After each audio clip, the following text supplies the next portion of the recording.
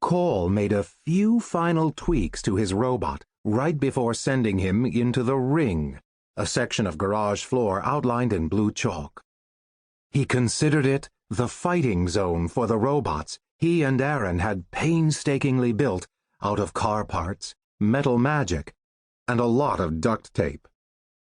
On that gasoline-soaked floor, one of their robots would be tragically rent to pieces, and the other would emerge victorious. One would rise, and the other would fall. One would... Aaron's robot chugged forward. One of its little arms shot out, wobbled, and beheaded Call's robot. Sparks fizzed in the air. "No fair!" Call yelled. Aaron snorted. He had a smudge of dirt on his cheek, and some of his hair was sticking straight up after he'd run his hands through it in frustration. The relentless North Carolina heat had left him with a sunburned nose and freckling on his cheeks. He didn't look at all like the polished Makar who'd spent the previous summer at garden parties chatting with dull, important grown-ups. "I guess I'm just better at building robots than you," Aaron said carelessly. "Oh, yeah?" Call replied, concentrating. His robot began to move, slowly at first, then faster as metal magic reanimated its headless body. "Take that!" Call's robot lifted an arm, and fire shot out like water from a hose, spraying Aaron's robot, whose whole body began to smoke. Aaron tried to summon water magic to douse it, but it was too late.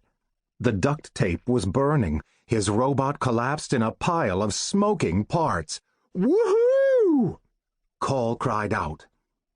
He'd never taken any of his dad's advice about being a gracious winner to heart.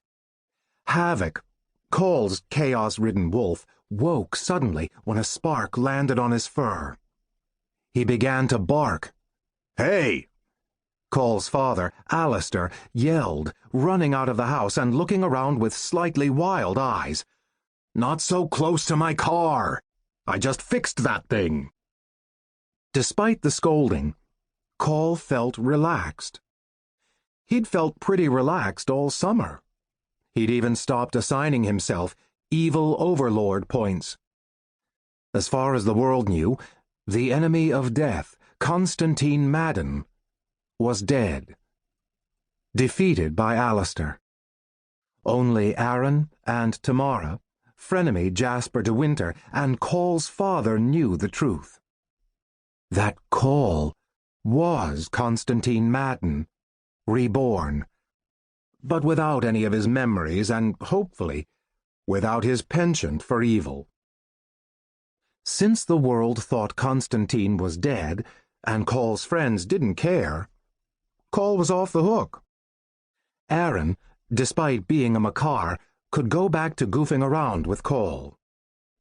They'd be heading back to the Magisterium soon, and this time they'd be Bronze Year students, which meant they'd be getting into some really awesome magic, fighting spells and flying spells. Everything was better. Everything was great. Also, Aaron's robot was a smoking wreck. Really, it was hard for Call to imagine how things could get better.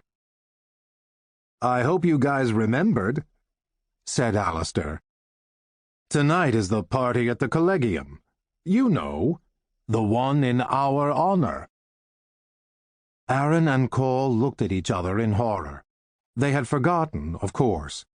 The days had gone by in a blur of skateboarding and ice cream and movies and video games, and both of them had completely blanked out on the fact that the Assembly of Mages was throwing a victory party at the Collegium in recognition of the fact that the enemy of death had been defeated after 13 long years of Cold War. The Assembly had chosen 5 people to honor: Call, Aaron, Tamara, Jasper, and Alistair. Call had been surprised that Alistair had agreed to go. Alistair had hated magic, the Magisterium, and everything to do with mages for as long as Cole could remember.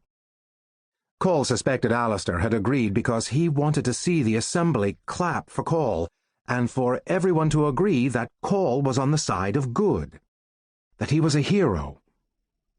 Cole swallowed, suddenly nervous. "I don't have anything to wear," he protested.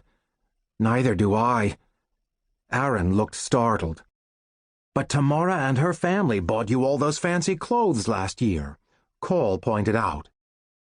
Tamara's parents had been so excited at the thought that their daughter was friends with a Makar, one of the rare mages who could control chaos magic, that they had practically adopted Aaron, bringing him into their house and spending money on expensive haircuts and clothes and parties. Cole still couldn't quite understand why Aaron had decided to spend this summer with him and not the Rajavis. But Aaron had been very firm about it. "I grew out of those," Aaron replied. "All I have are jeans and t-shirts." "That's why we're going to the mall," said Alistair, holding up his car keys. "Come on, boys." "Tamara's parents took me to Brooks Brothers," Aaron said as they headed toward Alistair's collection of refurbished cars. It was kind of weird. Cole thought of their tiny local mall and grinned. "Well, get ready for a different kind of weird," he said. "We're going to travel backward in time without magic."